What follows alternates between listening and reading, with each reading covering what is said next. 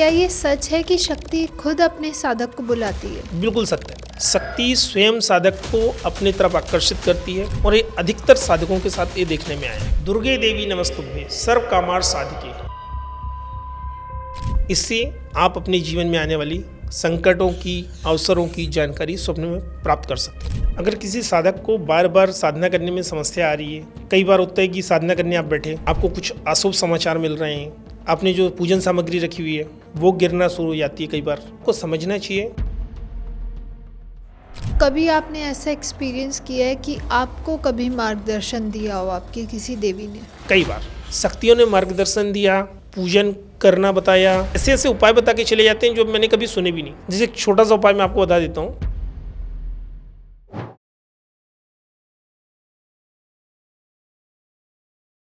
नमस्ते सभी को। आज का एपिसोड बहुत ही ज़्यादा स्पेशल और डिवाइन होने वाला है, क्योंकि आज हम जानेंगे कि जब हमें कोई साइंस मिलते हैं, कोई सिंबल्स मिलते हैं, कोई इशारे होते हैं, लेकिन हम उन्हें डिकोड नहीं कर पाते, क्या वो हमारे देवी या हमारी कोई शक्ति हमें साइंस दे रही है, किसी खतरे से बचाने की संकेत दे रही है? तो आज का एपिसोड बहुत ही ज़्यादा स्पेशल है और स्पिरिचुअलिटी से जोड़ने वाला है, क्यों आज हम जानेंगे कि कैसे कोई डिवाइन पावर, चाहे वो कोई अंदरूनी शक्ति हो, चाहे हमारे देवी देवता हों, कैसे हमें हमारी पावर से जोड़ने के लिए अपने साइंस और सिंबल्स बताते रहते हैं। समटाइम्स ऐसा होता है कि कोई फ्रेगनेंस आती है, कोई इशारे मिलते हैं या कोई पर्टिकुलरली नंबर हमें बार बार दिखाई देता है। उनका असली मतलब क्या है और कैसे हम उन्हें डिकोड करें?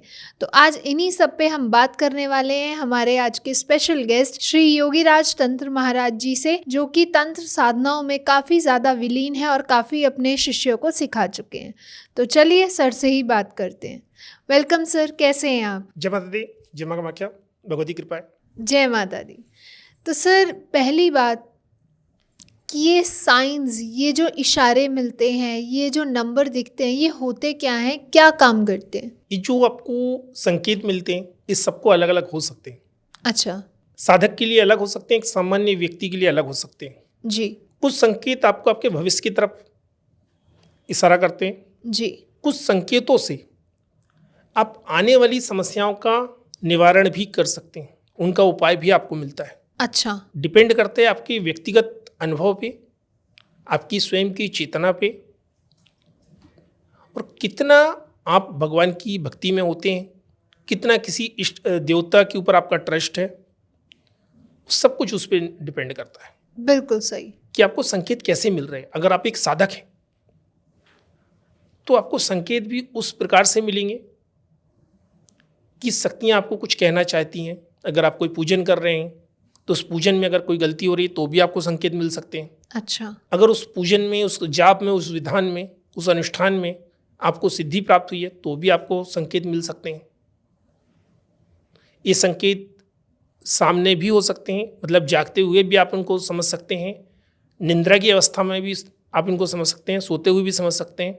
अच्छा। राह चलते भी आपको ये संकेत मिल सकते हैं। मतलब कोई बंधन नहीं है, कोई बाउंडेशन नहीं है कि ये संकेत आपको कब मिलेंगे, कहाँ मिलेंगे। अच्छा, तो ये हमारे देवी देवता कह लीजिए ये संकेत देते हैं, हमारी शक्तियाँ संकेत देती हैं, या फिर हमारी इमेजिनेशन होती है, हमारी सिर्फ सोच चल रही है? देखिए, अगर मैं इसको आध्यात्मिक दृष्टि से देखूं जी तो ये संकेत आपको ब्रह्मांडीय ऊर्जाओं के द्वारा प्राप्त होते हैं। ओके। ये संकेत प्राप्त होते हैं आपको आपके इष्ट से। अच्छा। ये संकेत प्राप्त होती हैं जिसको आप मानते हो, जो आपकी कुल देवी है, उससे। ये संकेत आपको प्राप्त होते हैं उस शक्ति से जिसकी आप साधना करते हैं, जिसकी आप आराधना करते हैं। अगर हम विज्ञान की दृष्टि से देखें तो हमारे अंदर एक सिक्स सेंस होती है। बिल्कुल सही। हमारा सबकॉन्शियस माइंड है, हमारे अंदर भी, स्वयं के अंदर भी ऊर्जा है।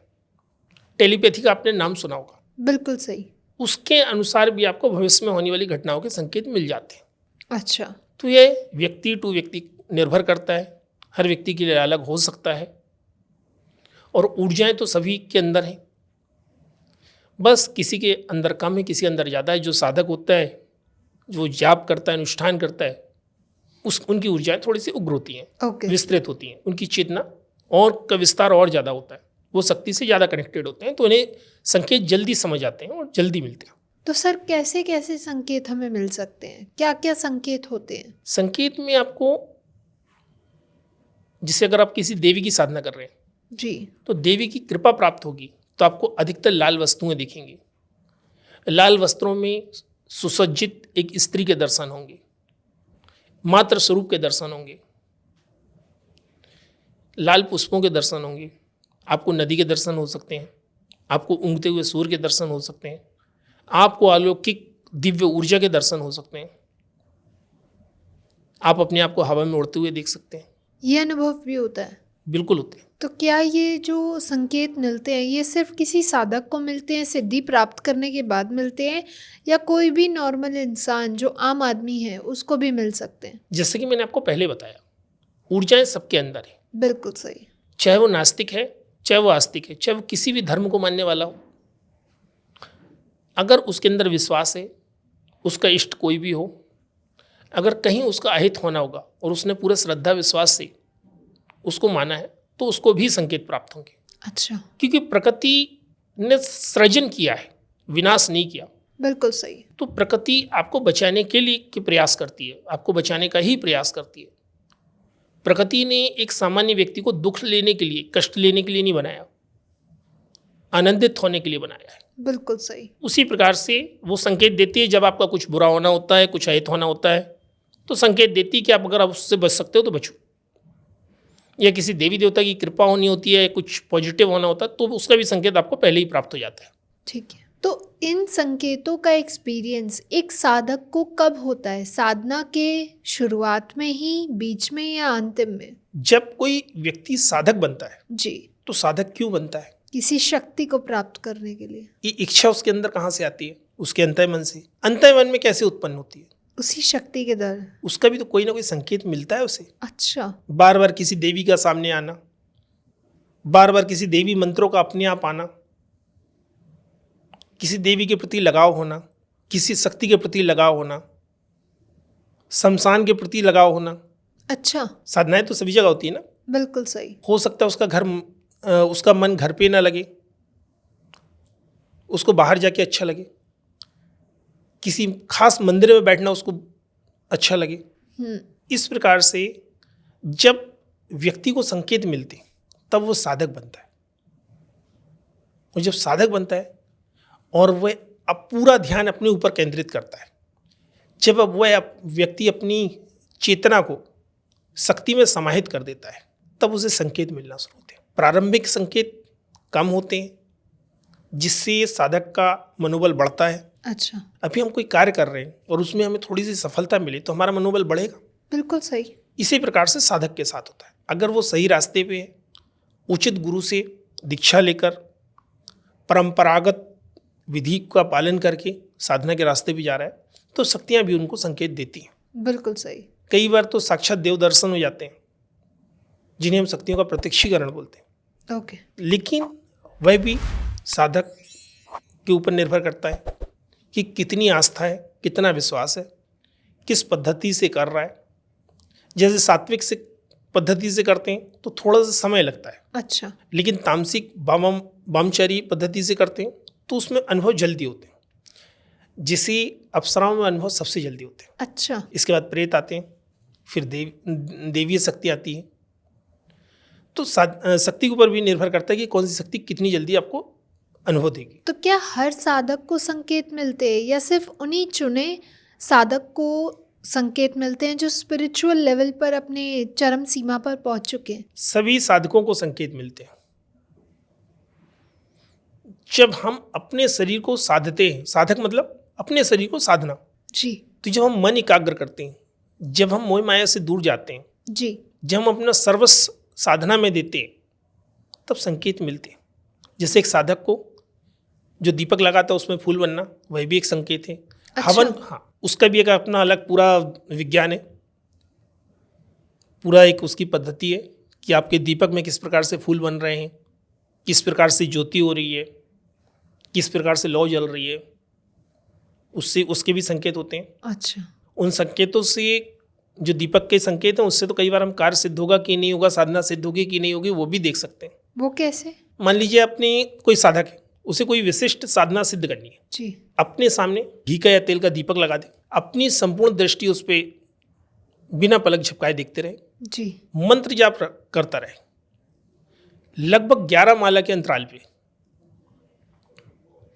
आपको उसकी जो दीपक है, उसकी जो ज्योति होती है, उसकी जो लौ होती है, उसमें आपको वाइब्रेशन स्पष्ट तौर पे देखने मिल जाते हैं। अच्छा। अगर आपको वाइब्रेशन दिख रहे हैं, अच्छे वाइब्रेशन आ रहे हैं, ज्योति एकदम जल रही है, अलग ही दिखता है वो, उसको वर्णन नहीं किया जा सकता, वो केवल एक साधक ही समझ सकता है। बिल्कुल सही। तो समझिए वो शक्ति आपके पास आने के लिए तत्पर है। इसी प्रकार से जब हम साधना में मंत्र जाप करते हैं तो हो सकता है, जैसे हमने माता महालक्ष्मी की साधना करें तो आपको आपके आसपास गुलाब के पुष्पों की सुगंध आएगी। अच्छा। बिल्कुल आएगी, लेकिन ये उस समय में आएगी जब आप पूरी तरह उनके ध्यान में होंगे, जब ध्यान में लीन हो। एक प्रकार से समाधि की अवस्था में आपको प्राप्त होंगे। अच्छा। आप शून्य में पहुंच जाएंगे, आपको केवल आपका इष्ट और आप होंगे और दूसरा कुछ भी नहीं। सही बात। उस समय पे आपको अद्भुत अद्भुत अनुभव होते हैं।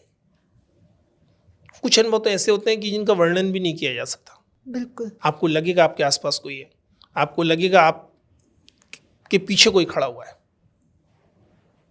बहुत सारे अनुभव होते हैं। स्वप्न में भगवती के दर्शन होंगे, जिस शक्ति की साधना कर रहे हैं उसके दर्शन होते हैं, वह बताती है। तो साधना में अनुभव होना एक सामान्य बात है। साधना अगर सही तरीके से कर रहे हैं तो बिल्कुल आपको अनुभव होंगे। ओके। चाहे वो किसी भी प्रकार से हो, चाहे वो स्वप्न के माध्यम से हो, चाहे वो आपको सजीवन हो, चाहे तो आपका ज्योति आपको दर्शन दे, जो अपने अखंड ज्योति लगा के रखा हुआ है वो आपको दर्शन दे, उसमें आपको कोई वाइब्रेशन दिखे। कई बार तो हवन कुंड में भी आकृतियां देखने मिलती हैं। जब हम किसी शक्ति विशेष का हवन करते हैं तो उससे उठती हुई ज्वालाएं में आपको स्पष्ट तौर पे आकृति दिखती है। जी बिल्कुल। तो वह भी एक संकेत होता है। अब संकेत पॉजिटिव भी हो सकता है, नेगेटिव भी हो सकता है।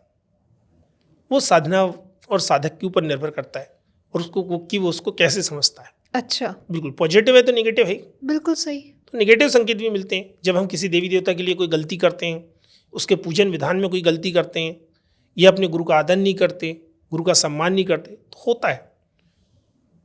आपको चेतावनी मिलती है, कभी कभी तो शक्ति स्वयं आके आपको चेतावनी देती है। बिल्कुल सही।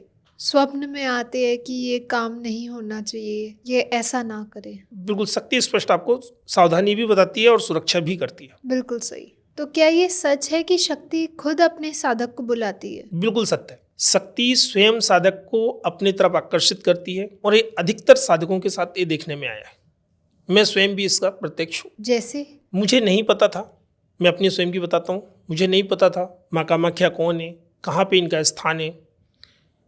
13 वर्ष की आयु में अपने आप ही कुछ ऐसा घटा,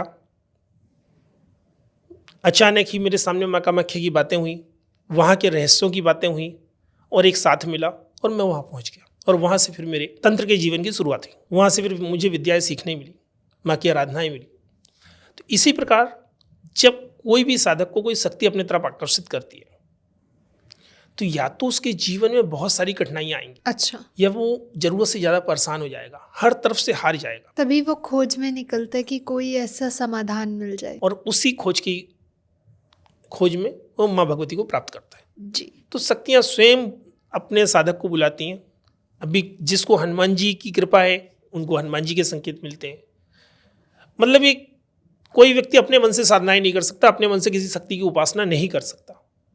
अगर करेगा भी तो 2 दिन 4 दिन करके छोड़ देगा। मतलब वो शक्ति ही होती है जो कहती है, जो प्रेरणा देती है, जो मन में जिज्ञासा जगाती है कि हमें ये साधना या ये शक्ति प्राप्त करनी चाहिए। बिल्कुल। कई लोग मेरे पास आके बोलते हैं गुरुजी मैं माँ काली की साधना कर लूँ। मैं बोलता हूँ कर सकते हो तो कर लो, उसकी इच्छा होगी तो आप कर पाओगे, जब तक उनका आदेश नहीं होगा तो आप नहीं कर पाओगे। बिल्कुल सही। कई लोग बोलते हैं हनुमान जी की सेवा कर लो, महाराज जी कर लो। तो जब तक शक्ति स्वयं आपको स्वीकार नहीं करेगी आप नहीं कर सकते। बिल्कुल सही। और जब वह स्वीकार करती है तो रास्ते भी खुद बनाती है, गुरु भी खुद देगी, आपके लिए व्यवस्थाएं भी खुद करके देगी, सब कुछ खुद अपने आप हो जाता है। बिल्कुल सर। सब हम कर लेंगे तो फिर शक्ति क्या करेगी। सही बात है। सब कुछ पूर्व निर्धारित है। हो सकता है आपने अपने पूर्व जन्म में किसी शक्ति की उपासना छोड़ दी हो। जी। अधिकतर केसों में देखने में यही आता है कि पिछले जन्म में भी साधक थे, वो उस जन्म में उनकी साधनाएं अपूर्ण रहीं, इस जन्म में आके फिर से वापस वो साधना के पथ पे आए। कई साधकों को तो शक्ति स्वयं पूजन विधान देती है, कई साधकों को स्वयं शक्ति मंत्र देती है, विधान बताती है, और वह विधान बताती है जो कभी किसी ने नहीं सुना। और वो करते हैं पूर्ण विश्वास के साथ। पूर्ण विश्वास के साथ, क्योंकि तंत्र में विश्वास ही तो मेन है, भाव ही तो मेन है। बिल्कुल सही। जब तक भाव नहीं होगा तब तक कुछ भी नहीं है। आप किस भाव से, किस मंशा से काम कर रहे हैं, किसकी साधना कर रहे हैं, बहुत मैटर करता है। शक्तियां तो चारों तरफ हैं, बिल्कुल सही। आपके चारों तरफ है, आपके पास भी है, मेरे पास भी है, इस स्टूडियो में भी है। बस फर्क इतना है, आप उन शक्ति को समझते हैं, जिसके लिए वो शक्ति बनी होगी उसको वो अपना अनुभव दे देगी बिल्कुल। और वह उसके साथ में हो जाएगा। जब साधक को कोई संकेत मिलता है तो उसे क्या करना चाहिए? क्या उसे अपने गुरु से पूछना चाहिए या अपनी इंट्यूशन पावर, अपनी अंतर आत्मा पे विश्वास रखकर उस संकेत को फॉलो करना चाहिए? अगर कभी किसी साधक को ऐसा कोई संकेत प्राप्त होता है जी। तो उसे सबसे पहले अपने गुरु से परामर्श लेना चाहिए। अच्छा। क्योंकि गुरु के पास अनुभव होता है,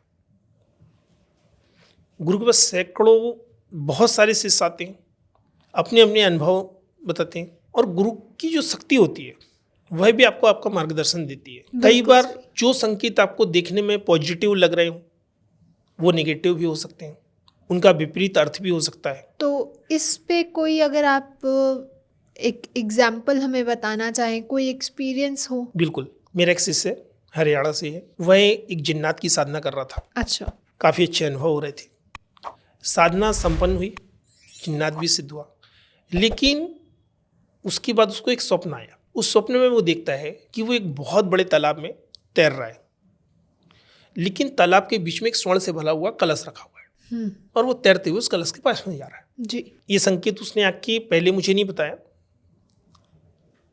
पहले उसने अपने कुछ लोगों से और पूछा, क्योंकि मैं उस समय यहाँ पे था नहीं। तो बोले बहुत अच्छा संकेत है, आपको धन मिलने वाला है, आप धन की तरफ जा रहे हो। लेकिन उसको उसके बाद बहुत बड़ा फाइनेंशियली लॉस हो गया। अच्छा। उसने किसी गलत जगह पैसे डाल दिए और उसका 2.5 से 3 करोड़ का नुकसान। ओह। वो स्वप्न उसको उस जिन्नात ने दिखाया था कि आप किसी धन के लालच में जा रहे हो और वहां पे बीच में जाके आप डूब जाओगे।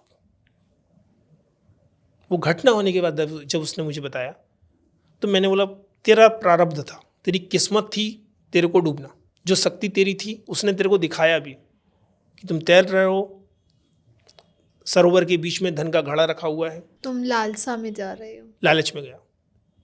लेकिन अगर वो संकेत समझ जाता तो उतना बड़ा फाइनेंशियल लॉस उसको नहीं होता। जी। इसी प्रकार से एक और घटना है, चेन्नई की घटना है।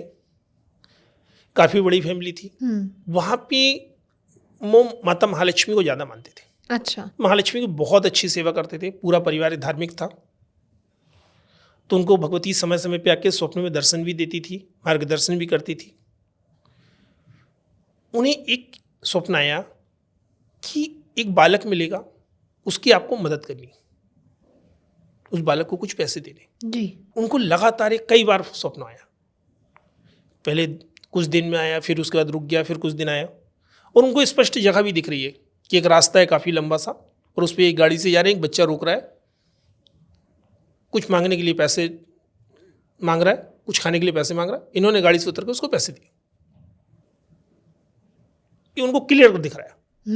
लगभग 3 महीने बाद वो जाते हैं, बाई रोड जा रहे थे कार से अपनी, सेम वैसा बालक दिखा, एक गाड़ी से उतरे, इन्होंने उस बच्चे को पैसे दिए, ये उतरे, इनके साथ में पूरी फैमिली उतरी। पीछे से एक ट्रक आ रहा था, उसका ब्रेक फेल था, पूरी कार को उड़ा के ले गया, पूरी फैमिली नीचे, बच गई, पूरी सेफ। तो ऐसा भी होता है। अगर आपको कोई संकेत मिलता है किसी साधक को तो उसके ऊपर बड़े गहराई से विचार करना चाहिए। अगर बार बार आता है, एक बार आए, 2 बार आए, तो आप उसे इग्नोर कर सकते हैं, मन का वहम मान सकते हैं। लेकिन अगर लगातार आ रहा है तो वो संकेत है। तो तंत्र साधनाओं में ऐसी कोई सिद्धि, चाहे वो मंत्र हो, यंत्र हो, या कोई ऐसी साधना है जिससे ये स्वप्न को हम डिकोड कर सके, बता सके कि इसका अर्थ क्या है? वो स्वप्न शास्त्र है, हमारे प्राचीन जो सामुद्रिक शास्त्र है, ज्योतिष है, उसमें दिया हुआ है स्वप्न फल। लेकिन अगर आप तंत्र में जाना चाहें तो तंत्र में स्वप्न में ही आपकी की जो भी बात है उसका उत्तर आपको मिल सकता है। अच्छा। जो माँ के साधक है उनको तो काफी कुछ स्वप्न में दिखता ही है। अच्छा। दुर्गे देवी नमस्तुभ्ये सर्व कामार साधिके मम सिमि सिद्धि वह स्वप्ने सर्वप्रदर्शाय। इससे आप अपने जीवन में आने वाली संकटों की, अवसरों की जानकारी स्वप्न में प्राप्त कर सकते हैं। ओके। और कोई विशेष विधान नहीं है, बस सोते समय आपको 11-21 बार बोलना है। ओके। तो भगवती की कृपा होगी और आपके मन के अंदर जो प्रश्न है जिनका आप उत्तर नहीं प्राप्त कर पा रहे वो प्राप्त कर पाएंगे। ओके। तंत्र के जो भी गुप्त मंत्र होते हैं जी। उन्हें कभी भी बिना गुरु दीक्षा के, बिना गुरु के निर्देशों के प्रयोग मत करिएगा। बिल्कुल।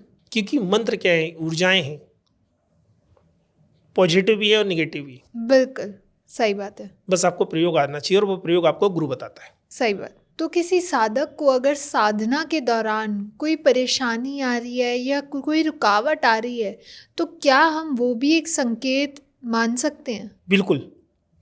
अगर किसी साधक को बार बार साधना करने में समस्या आ रही है, कई बार होता है कि साधना करने आप बैठे, जी। आपको कुछ अशुभ समाचार मिल रहे हैं, आप साधना करने बैठे, आपने जो पूजन सामग्री रखी हुई है वो गिरना शुरू हो जाती है कई बार।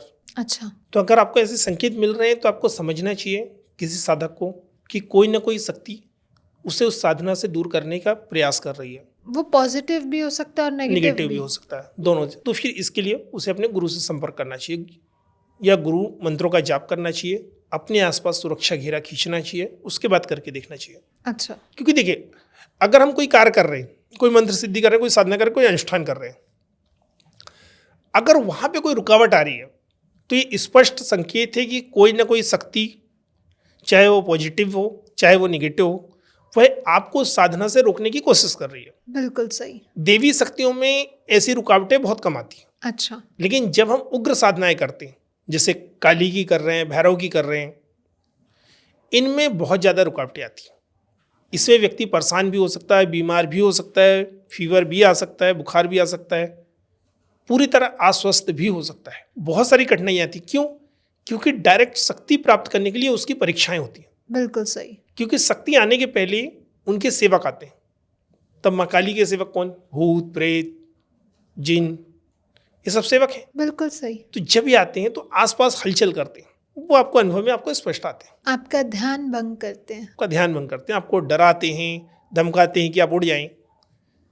ऐसी स्थिति शमशान साधना में बहुत होती है। अच्छा। जब हम शमशान जागृत करने जाते हैं ना तो बहुत होती है, शव साधना करते हैं तो बहुत होती है। उस समय तो बिल्कुल अपने चारों तरफ सुरक्षा घेरा लगा के बैठना होता है और बाहर कुछ भी दिखे उस पर विश्वास नहीं करना होता है। तो आपने कभी ऐसा अनुभव किया है? हाँ, किया हुआ है। छत्तीसगढ़ की बात है, हमें एक शमशान की क्रिया करनी थी। लगभग रात्रि 12 बजे हम शमशान पहुंचे जी। वहाँ पे पूजन सामग्री वगैरह बिछाई, अपने चारों तरफ सुरक्षा घेरा लगाया।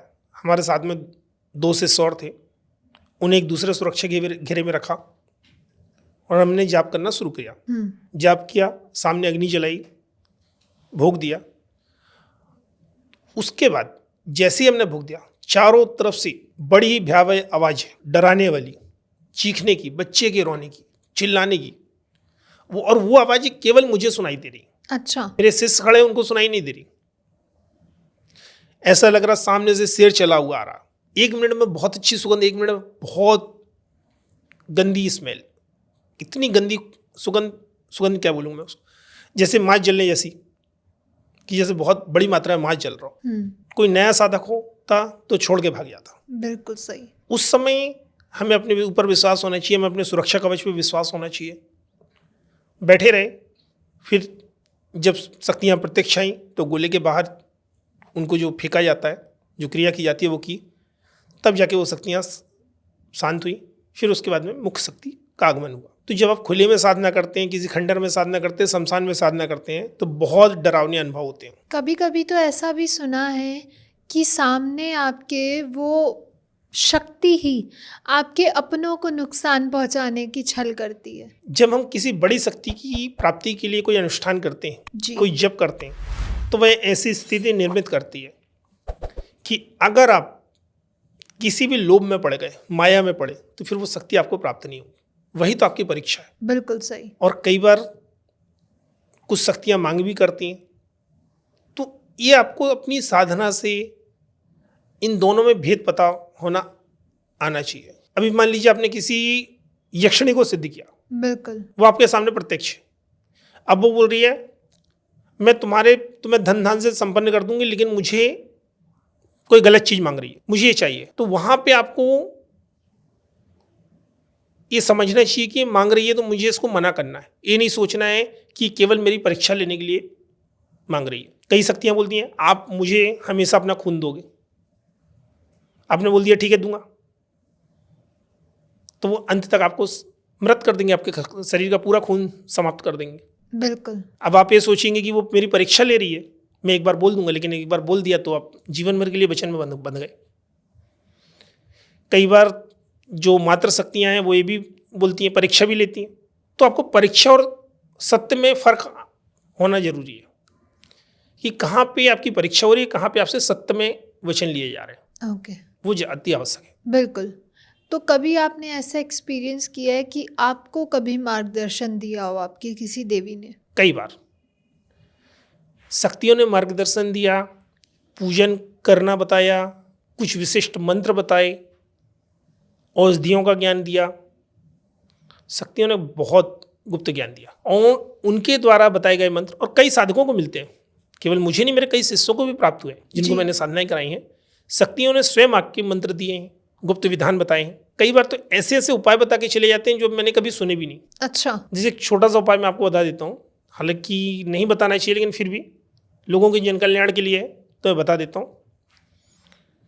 अगर कभी भी आपको भय लगता है, कहीं भी अगर कच्ची मिट्टी मिल जाए तो 2 चुटकी उठा के आप रख लो, आपका भय समाप्त हो जाए। कच्ची मिट्टी? इसी प्रकार से एक बार मुझे शक्ति ने बताया था, मैं एक शहर में जा रहा था, वहाँ पे मेरा शायद सम्मान समारोह था। वहाँ मुझे शक्ति ने ये बता दिया कि वहाँ जाके लोग तुमसे प्रश्न उत्तर करेंगे और वो तुम्हारा अपमान करने की कोशिश करेंगे, और उसका उपाय भी बताया। अच्छा। कि अगर कभी आपको किसी नए शहर में जाके या किसी नए वर्क प्लेस में जाना है और आप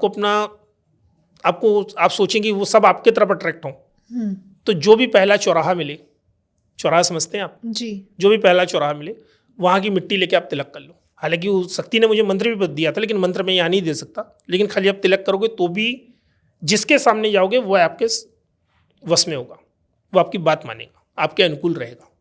पर मैं गया और वहाँ बहुत अच्छा कार्यक्रम हुआ। तो शक्तियाँ बताती हैं, बिल्कुल बताती हैं। अगर आप किसी शक्ति को मानते हो जो आपका इष्ट है और आपकी कोई बड़ी समस्या है, तो किसी न किसी प्रकार से आपको संकेत देकर आपकी सहायता करेगी। बिल्कुल। तो एक साधक अपनी इंट्यूशन पावर और अंतर्दृष्टि को कैसे निखारे ताकि वो सही संकेत को जान पाए और समझ पाए? जब साधक साधना के मार्ग पे आगे बढ़ता है जी, तो उसे कई प्रकार की शक्तियों का सामना करना पड़ता है। अच्छा। और जब उस शक्तियों का सामना करता है, अच्छी शक्ति भी मिलती है, बुरी भी मिलती है, तो उसे अभ्यास होता है अपने ऊपर कंट्रोल रखने का।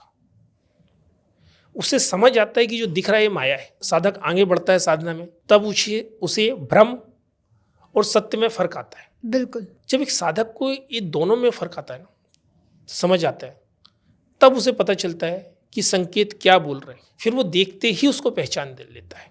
कई बार अगर किसी साधक को संकेत समझ नहीं आ रहे तो बस उन संकेतों का ध्यान करे, अपने गुरु मंत्र का जाप शुरू कर दे, या जिसको वो मानता है उस इष्ट का नाम 11, 21, 51 बार लेकर सो जाए, उसका अर्थ उसे पता चल जाए। अच्छा। लेकिन अगर साधक चाहते हैं कि उसमें स्वयं में वो क्षमता विकसित हो जाए, तो प्रतिदिन ध्यान, अपने इष्ट पे त्राटक करना। बिल्कुल। त्राटक मीन्स बिना पलक झपकाए केंद्रित करना, अपने इष्ट पे ध्यान केंद्रित करना। जहाँ आपका थर्ड आई होता है, त्रिनेत्र होता है, वहाँ पे आप ध्यान लगाइए अपने इष्ट के। अभ्यास करने में समय जरूर लगेगा, लेकिन जरूर होगा। उसको करने के पश्चात आपको ऐसी बहुत सारी चीज़ों का अनुभव होगा, ऐसी बहुत सारी शक्तियों का अनुभव होगा जो अभी तक आपको मिली नहीं थी। बिल्कुल सही। तो आजकल के लॉजिकल युग में जहाँ हर लोग हर चीज़ों के बारे में प्रैक्टिकल जानना चाहते हैं, उसके लॉजिक को ढूंढते हैं, तो वहाँ एक साधक कैसे इन संकेतों के दौरान या संकेतों के माध्यम से अपनी रियल लाइफ एक्सपीरियंस कर सकता है? इसके लिए तो साधक को खोजना पड़ेगा, अपने मन के अंदर खोजना पड़ेगा। मैंने आपको अभी बताया ना, क्या भ्रम है क्या सत्य है। अभी मान लीजिए आप प्रतिदिन, एक उदाहरण दे रहा हूँ, आप प्रतिदिन नित्य पूजन करते हैं जी, भले ही आपके घर के आसपास कोई घंटी नहीं लगी, लेकिन फिर भी रोज आपको घंटी की आवाज़ सुनाई देती है पूजन के समय, केवल पूजन के समय। तो पहले आप कारण ढूंढिए कि आसपास कोई घंटी लगी तो नहीं है। बिल्कुल। अभी नहीं मिलती तो फिर आपको उसको सत्य मानना होगा। इसी प्रकार से अगर आप किसी विशेष जगह जाते हैं और जाने के पहले कुछ घटनाएं होती हैं, तो पहले आप उनका लॉजिक देखिए, वो हो रही हैं, होने का कोई लॉजिक दिख रहा है आपको, कोई कारण दिख रहा है, नहीं दिख रहा है तो सत्य है। बिना अनुभव किए किसी भी चीज को नहीं मान सकते। बिल्कुल सही। तो जब तक आप अनुभव नहीं करेंगे तब तक आपको पता नहीं चलेगा क्या भ्रम है, क्या सत्य है। जी। हाँ, कुछ चीज़ें ऐसी हैं जो स्पष्ट तौर पे दिखती हैं। जैसे अगर आप मान लीजिए बार बार आपको स्वप्न में दिख रहा है या आपको संकेत मिल रहा है कि आप असफल होंगे, तो अगर आप कर्म करना बंद कर देंगे तो आप तो नॉर्मल से असफल होंगे ही होंगे ना। बिल्कुल सही। तो कर्म आप करते रहिए। और कई बार ये भी होता है कि जो संकेत मिलते हैं पूरे तरह अपोजिट होते हैं, स्वप्न के जैसे,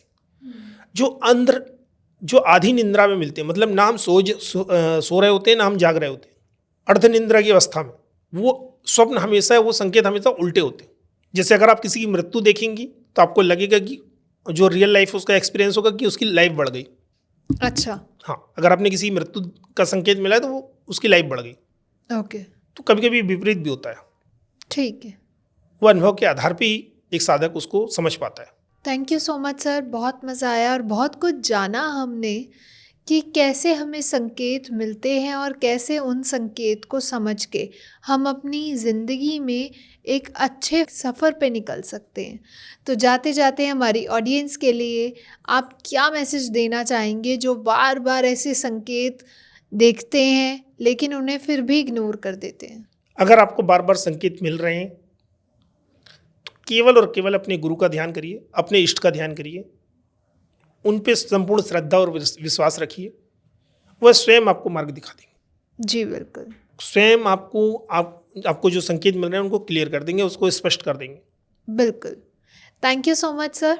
ऐसे ही हम और भी नए नए टॉपिक्स के साथ आपके साथ जुड़े रहेंगे और जानेंगे उनके हिडन सीक्रेट्स के बारे में। तो थैंक यू एवरीवन। अगर आप लोगों को पसंद आया तो do not forget to like, share, comment and subscribe the channel. And अगर आपके कोई प्रश्न है, कोई सुझाव है तो प्लीज़ हमें कमेंट सेक्शन में बताइए। हम आगे आने वाले पॉडकास्ट में उन्हें कवर करने की ज़रूर ट्राई करेंगे। तब तक के लिए जय माँ कामाख्या।